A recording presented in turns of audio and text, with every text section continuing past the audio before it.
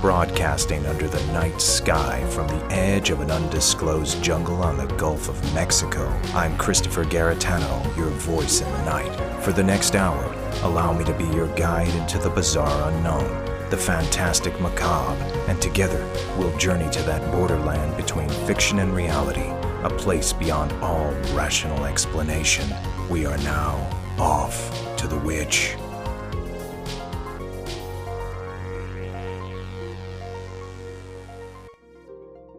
Joan, I would like to know how you feel as a mom about the Orphan Train series. It was the best plan anybody had come up with for keeping children alive. Nobody at that time thought about children's psychological problems, about the trauma they were going through. You can imagine what it was like. You'd lost your parents, you were there with 3 brothers and sisters, and you knew you were going to be separated. You were going to lose them too. You were taken to a strange town. Maybe all you knew was New York City. And you went through countryside that was totally unfamiliar. And then you were marched to a school or church and seated on a stage facing this audience who had come to see you. And you know that you would feel, is anybody going to want me? That was an interview with the international best-selling author, the late Joan Lowery Nixon, regarding her Orphan Train series of novels. Her stories, ranging from haunted tales to murder mysteries, have been an influence on readers young and old for generations. But her legacy affected no one more profoundly than her granddaughter. Tonight's guest grew up with the many novels and creative inspiration of Joan Lowery Nixon firsthand, as the influence of her literary adventures set the stage for a life extraordinary. We'll hear of her amazing investigations into both enigmatic crime scenes and the bizarre unknown after this commercial break. After these messages, we'll be right back. You are listening to the Off to the Witch podcast, where we explore that bizarre borderline between fiction and reality and all subjects arcane. Journey over to my YouTube channel and subscribe now at youtube.com/@offtothewitch for a variety of extras and special features, including the Off to the Witch mini docs with further insights on many of the latest episodes, as well as previews and behind the scenes of my forthcoming investigative series, Off to the Witch Presents, as well as the anniversary edition of my motion picture documentary, Montauk Chronicles. And follow us on social media.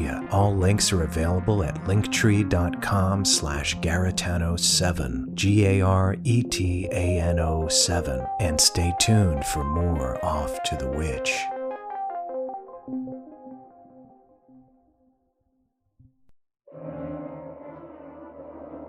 Something happened in these woods. Something that has never been explained. And it's happening again. Now. Did you hurt yourself? Oh, it's just a little cut. What sort of person are you? Sensitive? Do you sense things? The past pursues the present like a recurring dream. What began as a game ended when a young girl vanished into thin air.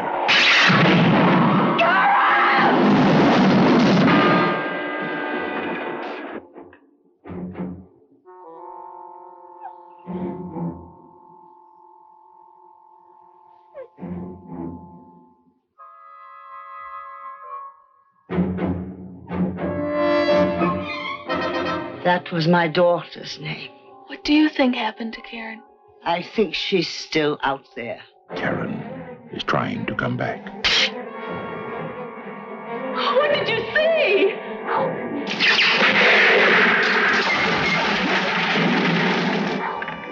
Not Karen outside there. Don't you understand? It's someone else. Only Jan can help Karen. But who's going to help Jan? Betty Davis, Carol Baker, David McCallum, and Lynn Holly Johnson. Whatever happened to my Karen could happen to you. The Watcher in the Woods.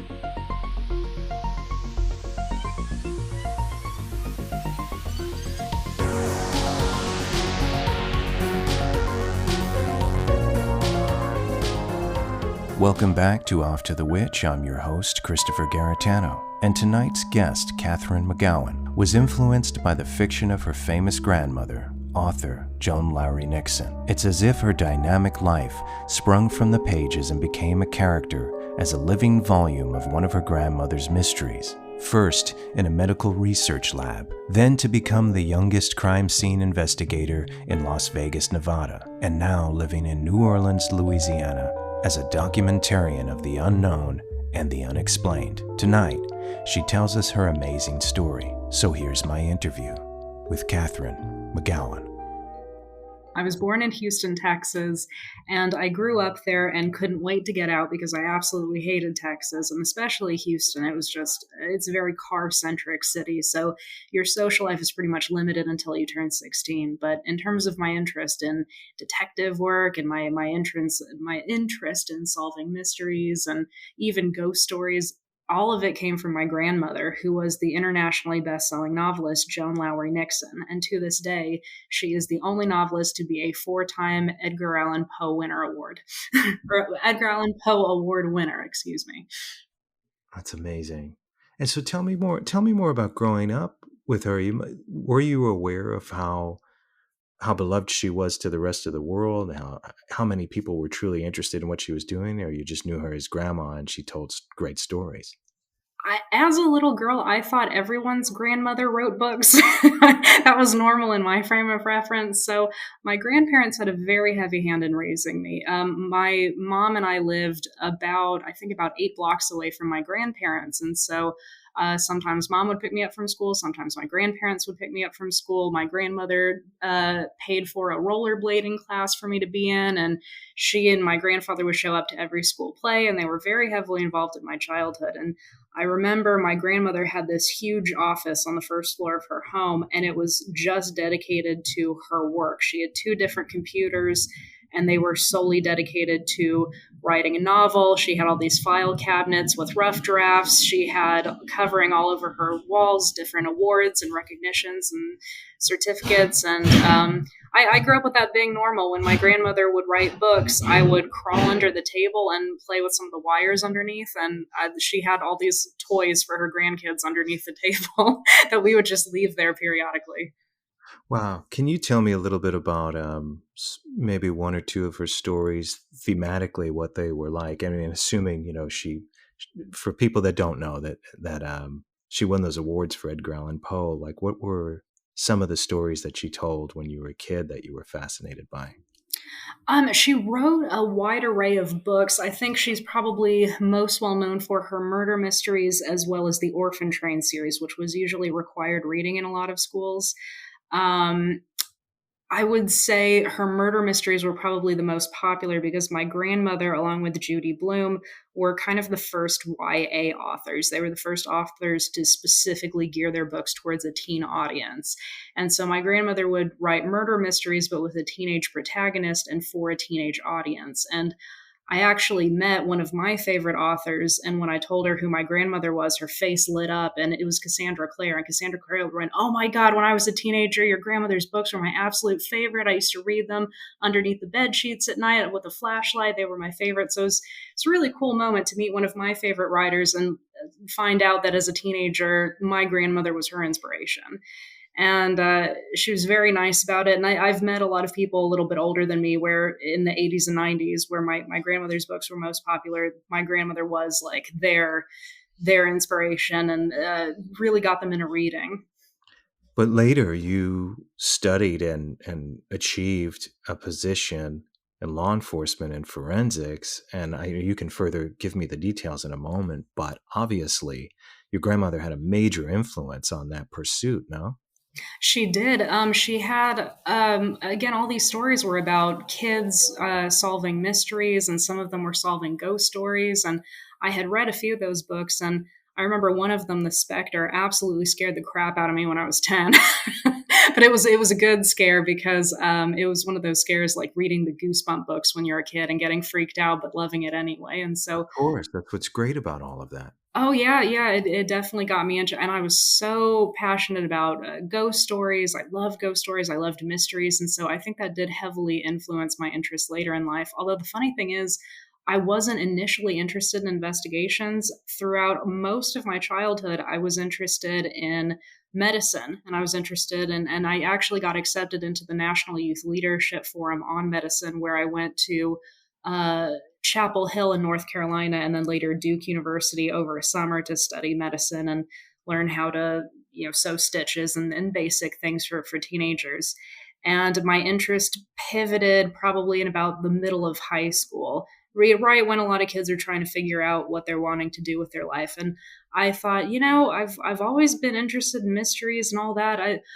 I wouldn't mind going into investigations, but I loved science so much, particularly biology. I didn't know how to marry the two until I had heard about forensics. And forensics is, by definition, the application of science into law.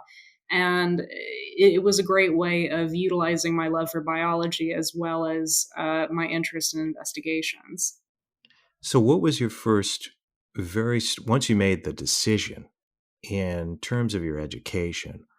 What was the first dose of very stark reality that you had while you were training and learning? It actually came before training. One of the things that surprised me, although I guess it shouldn't have, forensics was still a very new field when I graduated from high school in 2012. And I was a bit surprised at how few universities had forensics as a major, even though it is a vital part of investigations. It just not a lot of universities offered it, not only in America, but worldwide. It just wasn't a common major. So I applied for 5 universities that had forensics as a major. And luckily I got accepted to all 5 of them. So I picked the one that was in state so I wouldn't have to pay out of state fees. And that happened to be St. Edward's University in Austin.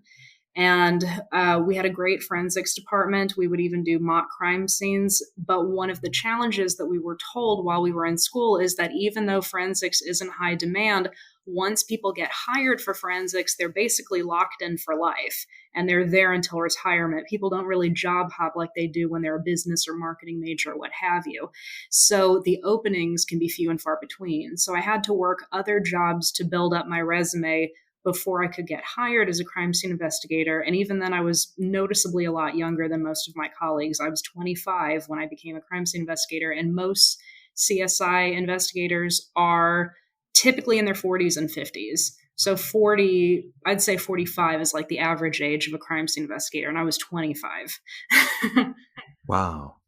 And to achieve that at so young, did you not only was it uncomfortable at any time in that from what you had witnessed or what you were investigating, and also were your colleagues at all was their perception of someone so young a negative thing or a positive thing?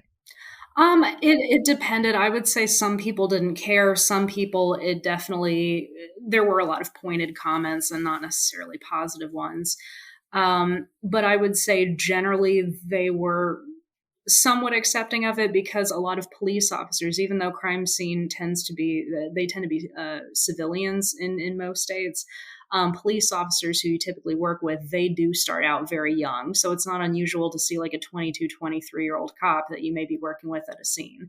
And they usually get teased a lot for being the rookie or the kid or whatever. But generally, I would say there's more camaraderie among police officers than there is among forensic scientists. And a lot of that has to do with forensics varying pretty greatly from city to city.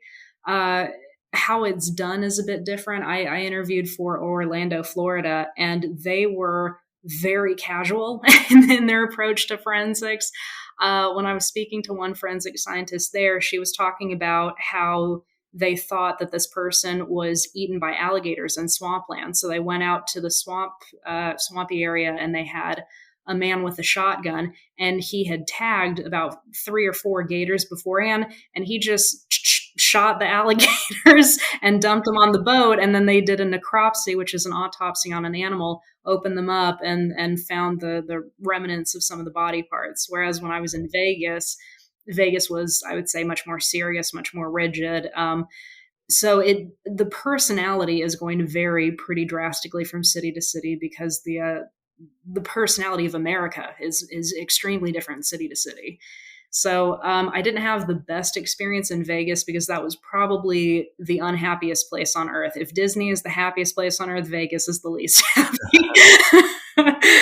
Can you tell me a story? Can you take me to one, and not to bring you to any negative place, but I'm curious as to what the obstacles are, and also, the frame of mind you have to be in on one of your first investigations that may have been either gruesome, striking, people around you were difficult. I would say probably the most difficult challenge was a lack of camaraderie among the forensic scientists. I mean, it can be emotionally challenging to deal with the crime scene itself. So not having a good working relationship with your colleagues is extremely draining, more draining than the actual work itself. And at the scenes themselves, I would say it surprisingly wasn't that bad. I think for most people, if they see a dead body or what have you, obviously it would be very upsetting.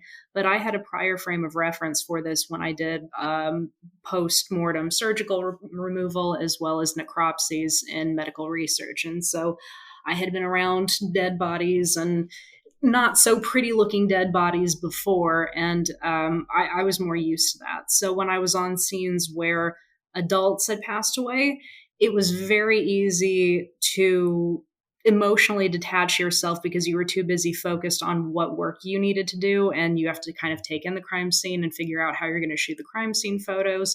So every square inch of the room is taken into account. You have to figure out what you need to document, what needs to be taken care of, and so you're very fixated on what you have to do for the job that you're really not even paying attention to the body until the death investigator gets there. And then you have to focus on what you have to photograph on the body after you take overall shots.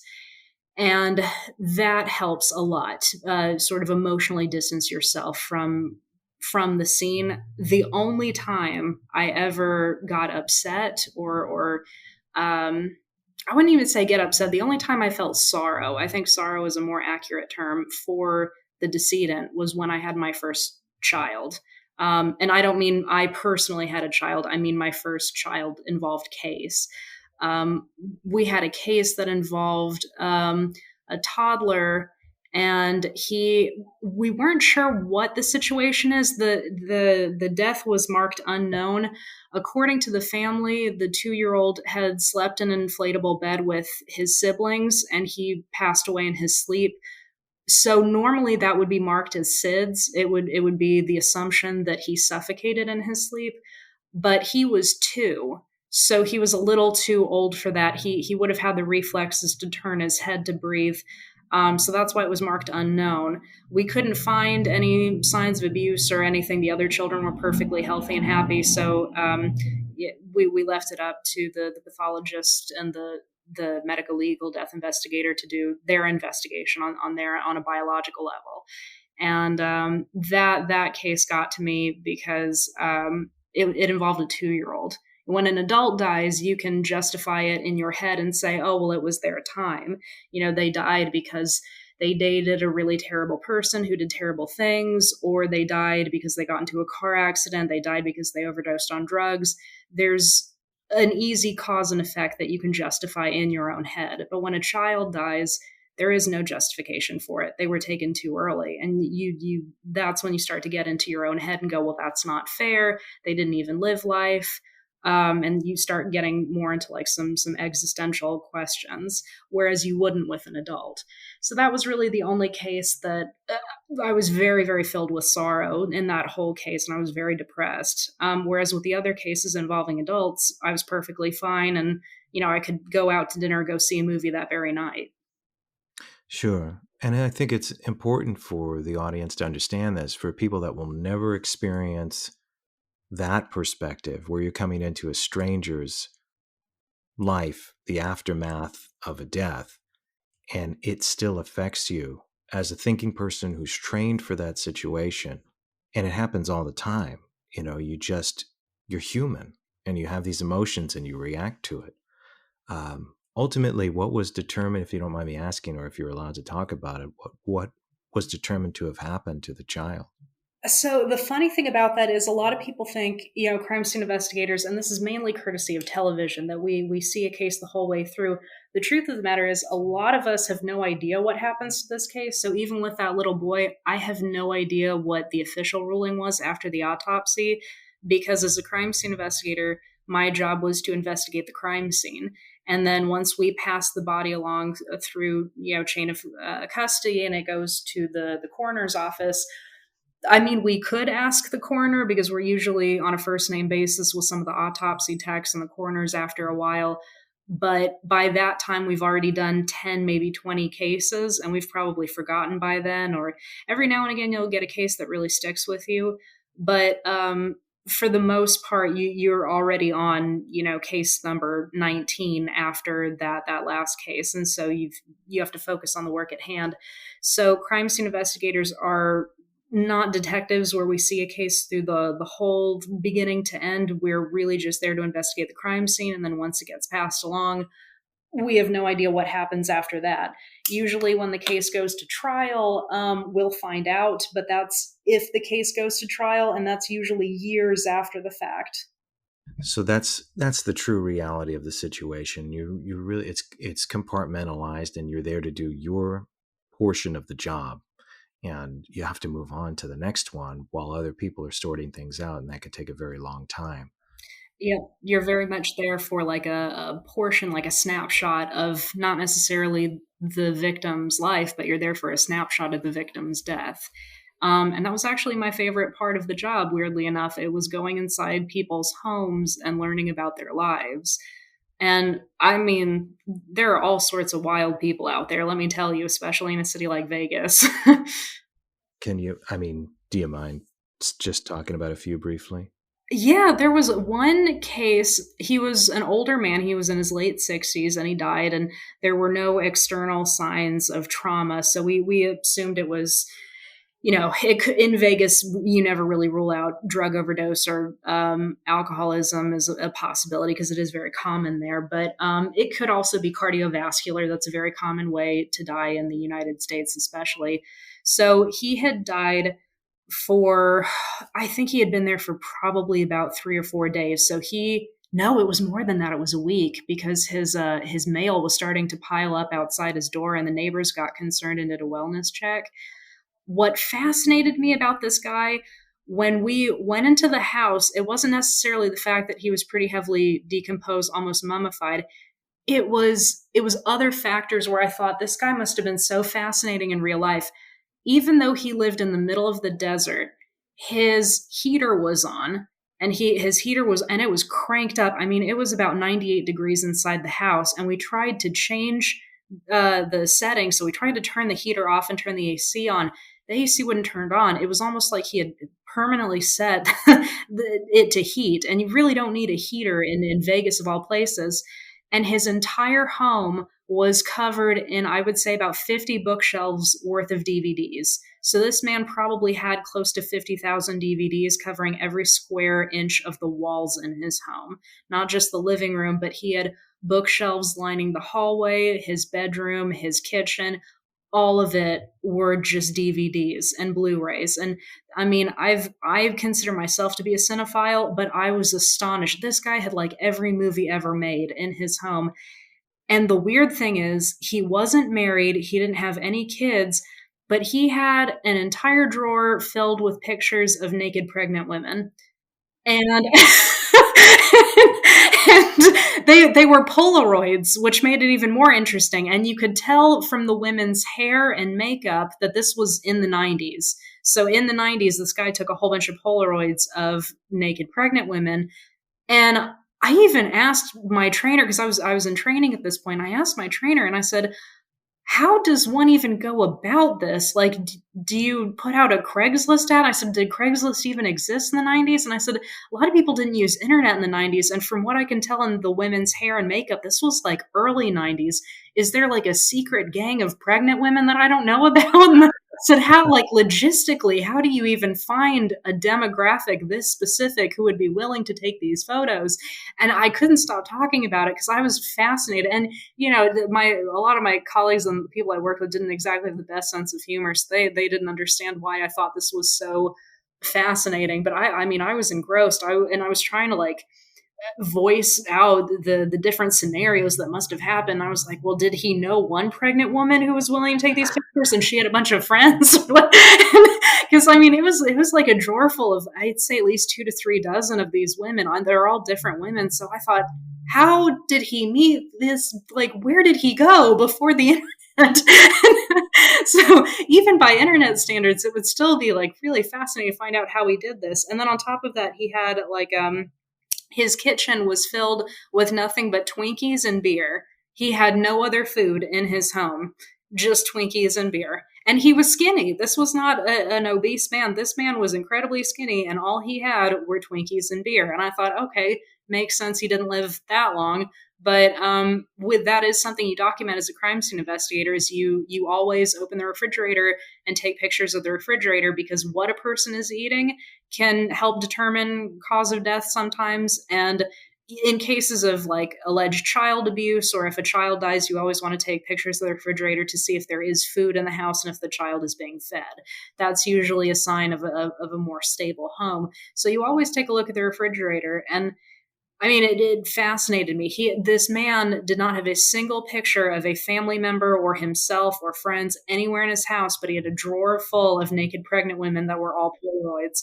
I know and again, that was my favorite part of the job, was going inside people's houses and saying, wow, like this person led a really interesting life. Sure. And you know, the interest and that kind of personal investigation in that chamber in your mind while you're doing the other work is I think also a relief, or maybe you become numb to certain things, like you had said earlier in regard to adults, is that it just becomes interesting to find out about a person's story from looking around the house. In that time, in all of that time, throughout all of those investigations, well, first, how many were there approximately that you attended? I can't recall. I would say in a lot of cities, maybe not the more dangerous cities like, New Orleans or New York or LA, but in Las Vegas, I would say probably 70% of the crimes we dealt with were traffic incidences, and we would take crime scene photos mainly for insurance purposes. And then another 20% would be like assault or a shooting where no one got hurt or killed, like maybe someone popped off a gun in the sky to scare someone. So we would document the cartridges in the ground. And then the remaining 10% would be actual violent crimes where somebody got assaulted, where there was an alleged case of child abuse or murder. So I didn't have very many murder cases. We actually went through a whole month where we barely had any crime scenes to attend at all, which objectively is nice, but when you work in investigations, that can, you can feel like you're not really doing much. I would say, interestingly enough, my first case was a murder, and we didn't know it was a murder until we got to the scene, and that was my first day on the job. It had been called in as a suicide, and when we got to the scene, the woman who called in the alleged suicide had been talking to the cops. She obviously wasn't mentally well. We found out later she had bipolar disorder, and she had made an off-the-cuff comment to the police that her daddy was dead, and that it's okay. She took care of it because she killed the demons. And the second she said that, the police went, wait, what did you say? And then they sort of talked to her again and said, okay, wait a minute. Let's go back and backtrack here. What do you mean you killed the demons? And essentially what happened was, we found out the man who had been shot was not her biological father. It was her boyfriend, who was significantly older than her. He was living with his elderly mother. Apparently, this girl had bipolar disorder. She lived in California, and she would run away from home frequently to either Vegas or Reno. She met this older man, decided to live with him and his mother, and she had hallucinated when he got up to go to the bathroom, and she claimed she saw a red demon and a yellow demon swirling around his head. So she picked up a gun and tried to shoot at the demons, but obviously she shot him in the back of the skull because there were no demons. And so he slumped over, and we couldn't find the gun at first. We thought the gun was underneath him because he was kind of slumped over in almost a child's pose. And the thing about crime scene investigations is you are not allowed to touch the body until the death investigator gets there. So before the death investigator gets there, you have to document everything and you have to take crime scene photos. First things first, you have to take crime scene photos in situ, which means as is. So that way you can prove nobody tampered with evidence, nobody touched anything. The second you got on the scene, no one touched anything and you took crime scene photos of everything. And then you put little placards down of where you think the evidence is, like a bullet cartridge or blood splatter, whatever. Take a second round of photos, collect any DNA by using a swab. And if you find any DNA or if you find any evidence, like physical evidence, again, like cartridges, you can pick that up and seal them in the correct container and put them up, and then everyone waits for the death investigator to get there. And when the death investigator gets there, you take a round of photos of the body overall, and then specific photos like of a bullet hole in the back of the head, and then the medical legal death investigator permits you to move the body. Where you can take a round of photos on the side that was the decedent was laying on. And once we rolled him over, there was no gun. So we had to go looking for the gun. The gun was under the bed. And unfortunately, I believe the girl who shot him went to jail as opposed to a mental health hospital. Because again, the laws vary so dramatically state by state. And I asked and I said, the girl doesn't seem like a bad person. She just seems confused because when we spoke to her and when the police spoke to her, she didn't seem to understand what was going on. She genuinely thought she shot a demon because she had hallucinated. But I was told that apparently Nevada has some of the worst mental health care in the nation. So a mental hospital was not in the cards for her. It was jail. And I that made me a little annoyed at the system a little bit because I thought, well, she doesn't understand she did anything wrong. So why are we punishing her? She hallucinated. Is there anybody at all, including yourself, that at any point in time entertained any truth in what she said? And I know, people who are required to go to a mental facility for evaluation, or people who are sick or who are mentally ill exist. I'm well aware of this, but I'm curious as if anybody in investigation at all entertains the idea that it might be some other thing that's causing. And you've seen some horrible crime scenes. You've been there. And I know the training doesn't allow this, but I have to ask, at any point in time, did you ever feel there was something that would lend to anything this woman said or anything outside of the realm of possibility, the normal realm? So it's funny you ask. For this particular case, I would say no, because I had seen enough of her where I thought, oh, she's really hallucinating. Apparently she had a history of this, and she had a history of specifically hallucinating demons, according to her father. So for her, I don't think that was the case. However, I do have a story back from when I worked in a mental hospital, and that was when I had a patient who was mentally ill as well as intellectually disabled, where I do think she saw something, and I did believe her. And in that case, so I worked at Ben Taub Hospital in Houston. I was fresh out of college, and again, I was desperately trying to get out of Texas, but I needed a job in the meantime. And so when I worked in the psychiatric ward there, both for the voluntarily and involuntarily committed, we had recently opened up a children's section where we would allow minors. And the children's section was under construction. So we put her in the voluntary ward because there were no other patients there. And the rule was if we had a minor, she had to be completely separated from any adult for her safety. So this girl, she had mental illness along with intellectual disability. So she was 14, but she had the mind of a 2-year-old. Generally a very sweet girl, but she was understandably very distrusting of other adults. And her mother, I don't know the circumstances, but the mother had to drop her off there for the weekend, and then she would come get her on Monday. So for children, we have to have one-on-one supervision for the child's safety. And it's always same gender. So if you have a female child, you have to have a female, caregiver watch her and what have you. So I was a psychiatric tech at the time, and I was a girl, so they had me watch her because she seemed to warm up to me pretty quickly.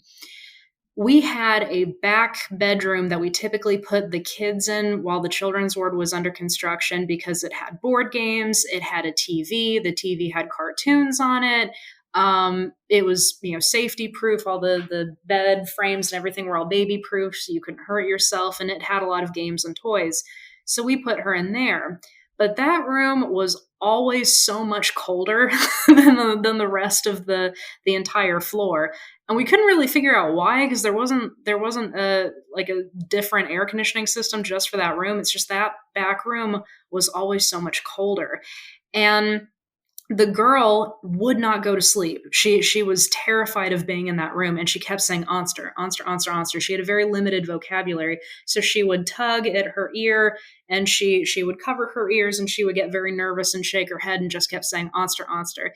And I was getting frustrated with her because it was like 2 a.m. She needed to get some sleep, and she just kept pacing frantically, going "onster, onster," and she kept trying to leave the room. So I was standing in the doorway. It's 2 a.m. She should be in bed, and so I finally got frustrated, and I said, "Okay, if I move you to a different room, will you go to bed finally?" And she looked at me and nodded her head. And I said, "Okay, I'll move you to a different room." So I said, "You go to the other room. I'll get your sheets and bedding and everything you need." So she leaves the room. I start grabbing her bedding. And as I'm getting the bed set up in the other room, I go back into her original room, and I see the lights are off, and I see a silhouette of a girl who's standing in the middle of the room. And so I'm irritated, and I said, "I thought I told you to go back to the other room. It's time for you to go to bed. It is so early in the morning. Do you want me to tell your mom that you're not following rules?" And I flipped on the switch, and there was nobody there. The room was empty. Yeah. So there was no girl. The room was empty. And I went, "What the hell?" And I turned around, and the 14-year-old girl, she was in the other room, just as I had asked. She wasn't in the original room. So I flipped the light switch back off, didn't see anything, flipped it back on. So I was flickering the lights a few times, and I thought, I could have sworn I saw the silhouette of a girl. So I went back into the bedroom I had moved this girl into, and I said, "When you said onster, what did..." And I said, "Was there something in that other room that was bothering you?" And she had severe autism, so she had difficulty looking people in the eye. But the second I asked that question, she looked at me in the eye, and she slowly nodded her head. And I went, "Okay, this girl is telling the truth. She saw something that nobody else could see." And I stayed with her in the room. I had a book in my purse, so I kind of read her a bedtime story. She calmed down and went to sleep. And the next morning when my shift was over, I had told some of my coworkers that, and they said, "Oh, this used to be the city morgue, right? We see weird stuff all the time." And I said, "What are you talking about?" So apparently the psychiatric ward at Ben Taub used to be the morgue. And there's everyone has seen creepy stuff, especially the longer they work there, they've all seen creepy stuff. So I think that young girl, I think she saw something that terrified her, and she did not want to go to sleep in that room. And I didn't see anything until I saw the silhouette of a girl, and I thought it was her. But the second I flipped the switch on, it was it was instantaneous. The silhouette was gone. There was no one in the room. And as an investigator, an intellectual person of science, what do you think that was? If you could define it ever so briefly, what do you think it was? From a scientific perspective, I would probably say lack of sleep would be the most probable cause. But if you were to take this in a more religious or spiritual perspective, you could probably say energy continues to exist. So if our souls are energy or what have you, then perhaps there is something to be said about the human soul lingering. After all, in the Catholic Church, there is the belief in purgatory. So maybe remaining on earth when your body has died is a form of purgatory or limbo. Maybe from a physics perspective, there is an agreement that there is such a thing as wormholes, and that there are multiple different timelines. Perhaps there is the theory out there that ghosts are just when 2 timelines overlap, and you're just saying almost a cassette rewind of a person living their lives in a different timeline that for whatever reason happens to be overlapping in this timeline in one particular area, which is often why locations tend to be haunted, like haunted houses, or what have you. There always seems to be alleged paranormal activity in the same locations. And the ghost always seems to be wearing the exact same clothing. Like you never see the ghost wear different outfits. It's always the same clothing. And they're usually doing the same things, like floating in one particular hallway, or in England, there's a church where they always see a woman in white kneeling in prayer. It could be they're not ghosts necessarily, but they're more of like a holographic reflection of a time period that is overlapping in a wormhole with ours in that particular location.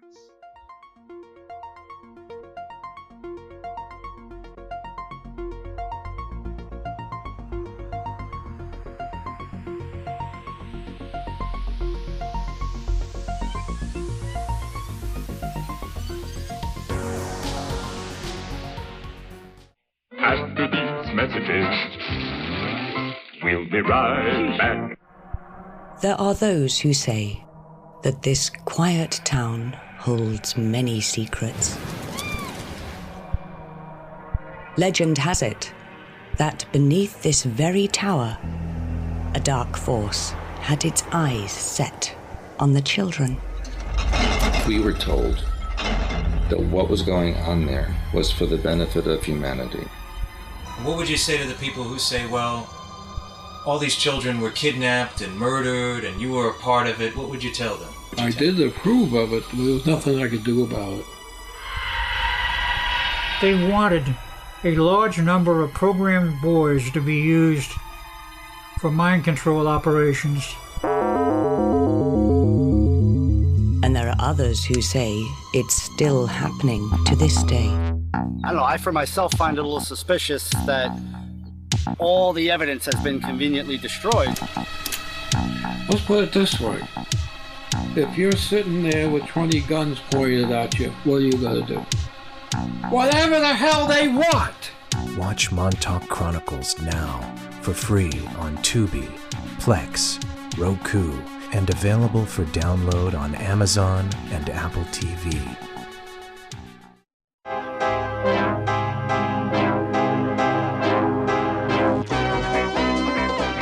This series presents information based in part on theory and conjecture. The producer's purpose is to suggest some possible explanations, but not necessarily the only ones, to the mysteries we will examine.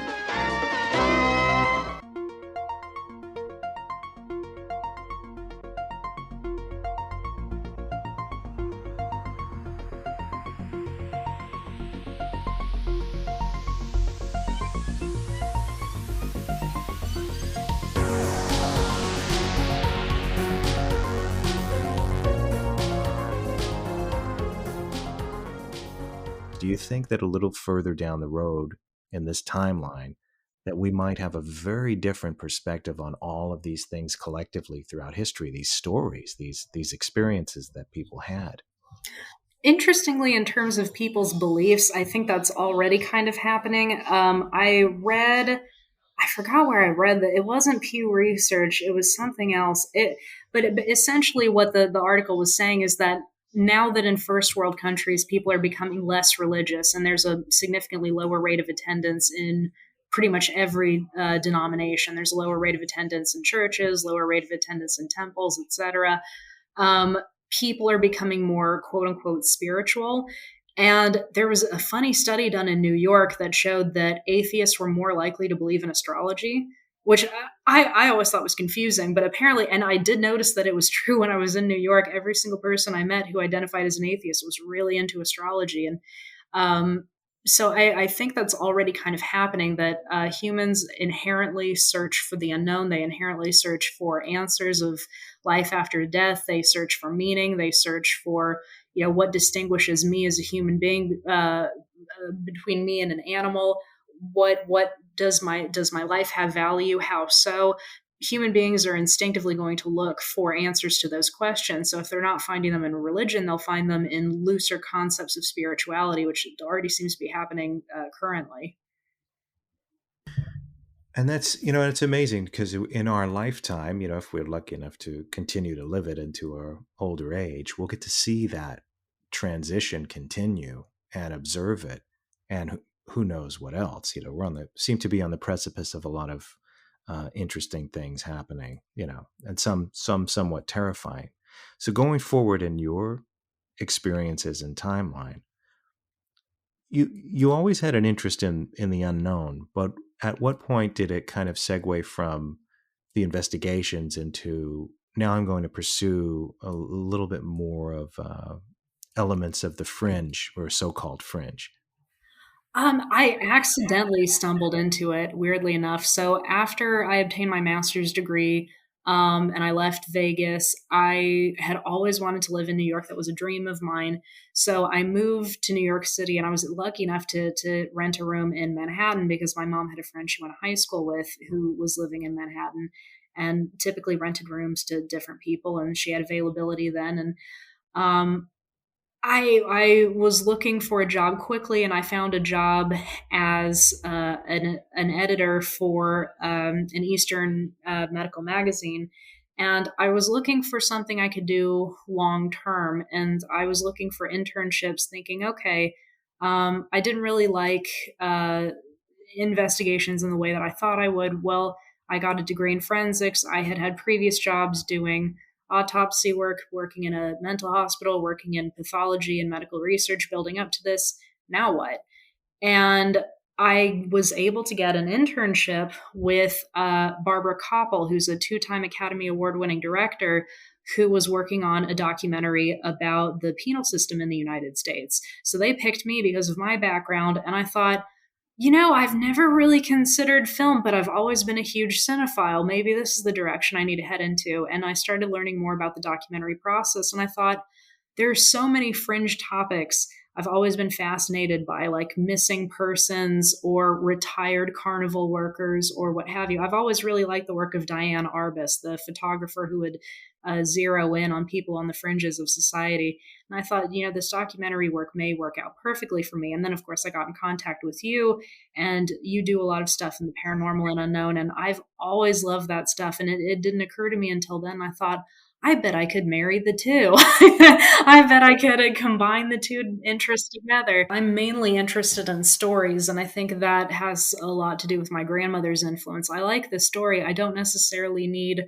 an answer. I know there are some people out there where they have to find the truth, and for me, the priority isn't really the truth. I mean, I kind of have the perspective that I have no idea if ghosts or any of that are real until after I die, and I'm going to find out the hard way. But while I'm alive, I don't really, my priority isn't finding out if they're true or not. I have no idea if they're true, but the stories and seeing and hearing about some of the weird occurrences that people have had, to me, I have a similar perspective where I think this would make an amazing story, or I can really visualize what this person is telling me. I wonder what it was. Is this person telling the truth? And if they are, well, gosh, I wonder what they saw. And to me, it highlights the story of life. It makes life a little more vivid and a little more colorful. And I think that's what I appreciate about hearing these types of wild stories. Sure. And it raises questions, and it's okay to raise questions. You're not necessarily suggesting one thing or the other. It's just a good discussion, and it stimulates the mind and imagination and intellect all at once. What are some of the recent things that you've looked into that you're applying all of this, your lifetime so far of knowledge and education? What are some of the things that you've explored lately?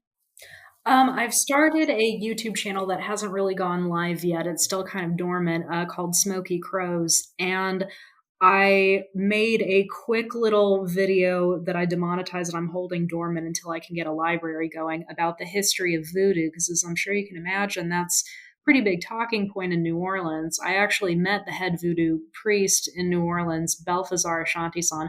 Nice guy. He has a store called Voodoo Authentica that's pretty cool. If anyone goes to the French Quarter, you'll be able to find it pretty close to the St. Louis Chapel. And after that, I wrote a script about the paranormal history of New Orleans, because just in the French Quarter alone, there are insane stories ranging from not just ghost stories, but even stories of alleged vampires and immortal people. There's the story of the Devil Man of Algiers, where in the 1920s, a man would grow devil horns when he would try to lure women away from their homes. Wait, I am so interested in everything you're saying. I just want to I want to clarify that number one, you're in New Orleans right now, and that's what the noise is in the background. Oh yes, it's a Mardi Gras weekend, so every now and again you'll get people in convertibles blasting music driving down the street.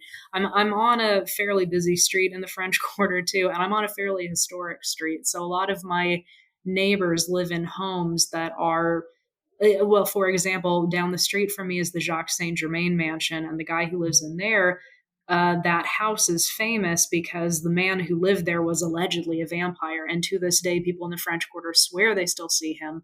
And there are stories about Jacques Saint Germain all over Europe. You know, in Casanova's diaries, he writes about meeting Jacques Saint Germain, and so does Catherine the Great and Marie Antoinette. And then he came to New Orleans and bought a big house here. Sure, The Man Who Would Not Die. It was one of the episodes of In Search of what I saw when I was a kid. Yep, and he had an entire cellar filled with wine, and so when he abandoned his home when he was being investigated for a murder mystery, the police tried to crack open some of those bottles and knock him back, and they all started gagging and spat it out because they realized the bottles were not filled with wine, they were filled with blood. Wow. And yeah, that house is pretty famous now. Was And that a documented occurrence that really did happen? The bottles were... The Jacques Saint Germain himself has been heavily documented throughout history, and I would say Madame Lowery is also pretty heavily documented. She did exist, and she is also down the street from my house in the opposite direction.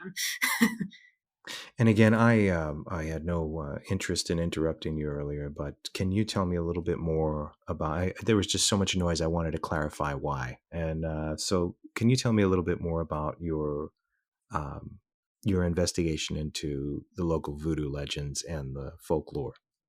Sure. So I had watched a whole bunch of documentaries as well as go into the local bookstores here because, as you can imagine, every single bookstore in New Orleans has just a whole section on just the history of the city, and you can't have a history of New Orleans without a history of voodoo.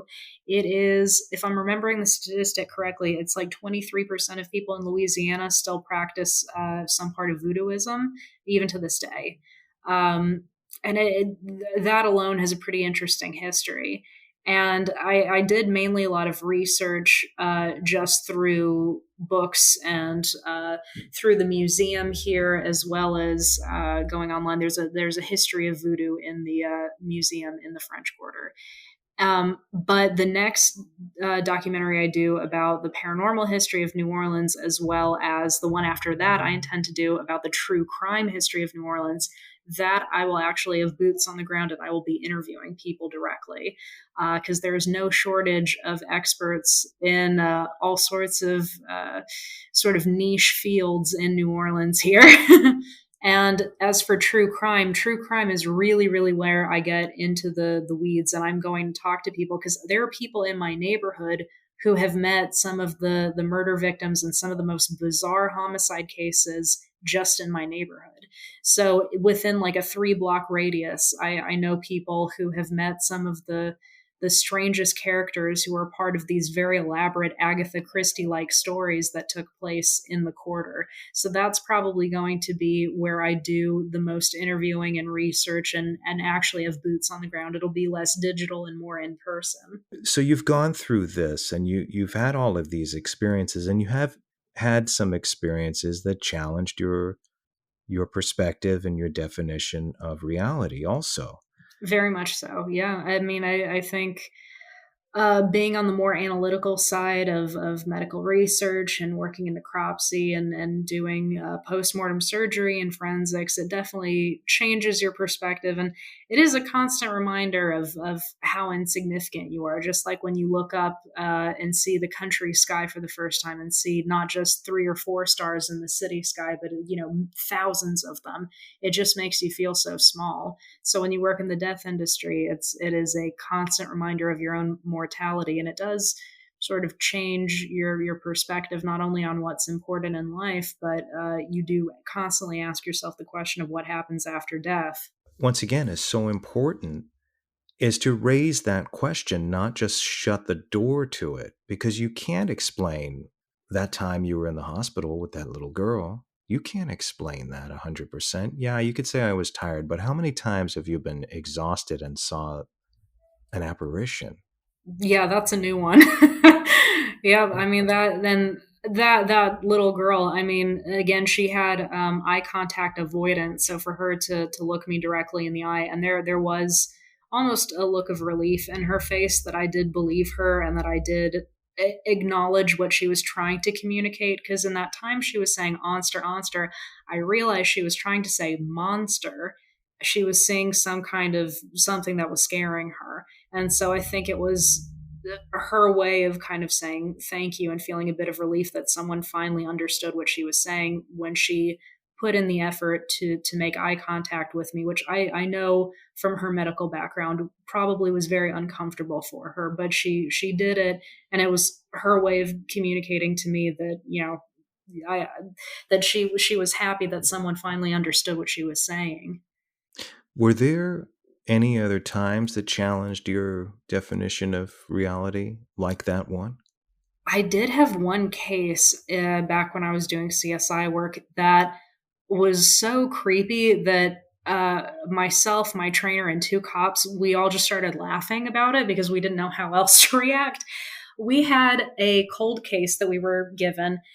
Long story short, there were some cheap housing in the suburbs of Vegas, and I'd say 3 or 4 years prior, a young man in his late 20s was selling drugs. Apparently, he wasn't a bad kid. He was a nice kid. It's just, you know, he was poor, and this was a way for him to make money. And the person he was giving a portion of the money to, the drug dealer who was higher up than him, apparently he owed him some money. So the higher up drug dealer stormed into his home and shot the kid right at the doorway between his master bedroom and the master bedroom closet. So the kid was shot in the chest and flew backward and landed on his back in the master bedroom closet and died. So we were sent there a few years later to see if we could find any of the guy's DNA or any like remaining traces of blood splatter. Sometimes this is possible, sometimes it isn't. We were really afraid that these guys had repainted the master bedroom closet. Had they repainted the master bedroom closet, it would have been really difficult to find any proof of, you know, further DNA and further blood collection because the chemicals in the paint would have kind of ruined the whole thing. Luckily, when the kid was murdered, all they did was clean up the blood in the closet. They didn't repaint. So we were able to use, there's a spray called Blue Star, and it chemically reacts with blood that has been cleaned up a long time ago. And you can take nighttime photography. So you can shut the closet door, turn off all the lights. And typically we would use Nikon cameras for crime scene photography. And you can change the settings so you can take pictures in the dark, and the luminol will light up once the flash meets the chemical, and you can see where the blood splatter was and know where to collect the DNA. You just rub the swab on where you saw the previous blood splatter, even years after it's been cleaned up. Had it been repainted, that would be a different story, but luckily that wasn't the case. Anyway, years later, the young man, you know, he didn't have any family who was interested in the home, or so they sold it to a middle-aged woman and her elderly mother.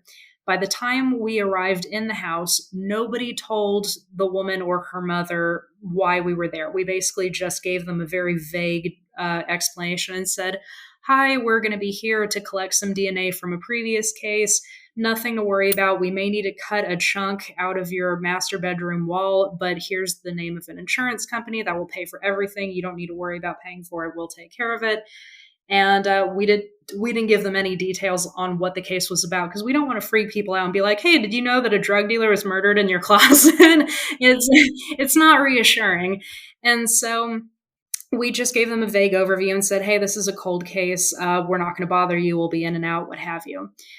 The elderly mother was asleep in a hospital bed in the living room at the time, so she didn't interact with us at all. We did what we were supposed to do. We took the crime scene photos, took a swab, took a chunk out of the wall, put it away, and we were going to label it and take it back to the office. And there were two police officers with us. They were standing in the master bedroom with us the whole time. They weren't interacting with the woman or her elderly mother. So by the time we were done, we walked out and the elderly mother had woken up and she said, "Oh, what's this? Like, did something happen?" And the woman said, "No, Mom, these are two crime scene investigators and two police officers. They're here because of some cold case. They're just taking like a chunk of our wall and they're leaving, but it'll get taken care of." And apparently the elderly mother, when she was not sleeping in the living room during the day, she would sleep in the master bedroom. And without missing a beat, she said, "Are you guys here about that young man?" And we all kind of froze and went, "What young man?" And she said, "Well, the brunette young man, the one that comes out of my closet at night to talk to me." Wow. And the woman looked at her mother and said, "Mom, what are you talking about?" And the woman said, "Oh, yeah, I've told you this, dear. So that young man comes out of the closet and sits on the edge of my bed and he'll talk to me at night sometimes." And the woman looked flabbergasted and she stared at us and said, I'm hearing this for the first time. And the woman said, "No, I told you, dear, but you didn't believe me." And she said, "There is a young man who comes out of the closet periodically and he'll just talk to me. And then he goes back into the closet and disappears." And she said, "Are you here about him? I think he was killed." And we all kind of froze and went, "Oh, well, we're just here to get a sample of the wall, and we won't bother you. We're heading out right now. We're leaving, and you guys have a nice night." And we walked out of the house, and it was like dead silent for a second. And I turned to the cops and I said, "Did you guys tell her anything?" And they said, "How could we? We were in the bedroom with you guys the whole time." And they said, "We didn't tell her anything. We didn't." Yeah. And he said, No, we didn't say anything." And they said, "We thought you guys must have said something." And we said, "No, we didn't say anything. We were in the closet the whole time." And so we were all nervously laughing because that was just, none of us could think of an explanation. The four of us didn't tell her. It's not like she would have had this information ahead of time, because when we were called out to this cold case, it was the day of. It's not like we're given a ton of notice. You're given a call, say, "Hey, there's a cold case. We want you to collect, something in the closet." They'll tell you what to collect, and then you get in the crime scene van and you drive over there. So it's instantaneous. We didn't have any prior information to this, so why would the family? And that challenges your reality because you thought about it. You're like, there's no way that this woman can know. And she must be telling the truth, or at least about her own experiences. Were there conversations amongst you and your colleagues after that were a bit more extended than what was said initially about this particular thing? They didn't like to talk about it. Again, most of my coworkers were much older than me, so it was different generation. They didn't like to talk about it. I felt like with a lot of people my age, they would be animatedly chatting about something like this, but there was kind of more of a conservative attitude among my peers of, not really discussing anything that would be interpreted as quote unquote silly, even though it was a pretty unexplainable situation that I would have loved to have talked to them about further, but we never really had the chance. And I, again, these raise questions. It raised questions in the mind of many individuals that hear these stories, and it's really up to them how they want to perceive it. I'm just leaning toward probability that there is something beyond our existence. And, it doesn't necessarily have to adhere to these definitions that have been given to us through religion or whatever over the years, but there must be something. And I think it's multidimensional, like you had mentioned earlier. And I want you back on this show. We could talk about a variety of things, but usually when I ask, I'm so grateful to have you here. And what I ask people on the way out is, if you were to retain your consciousness after physical death, what would you take with you? I would probably say my memories, because the last thing I would want to forget is, family, friends, loved ones. So I would think it would be truly terrible if you lost your memories after your corporeal form died. And that would be the one thing I think I would want to take with me more than anything. I think the Egyptians went out more in style, where they would take material goods with them into the afterlife, but that would be a little too taxing for me. I can honestly say, as someone who has moved across the country multiple times, the last thing I would want is physical goods coming with me. I think memories is the main answer I want for that.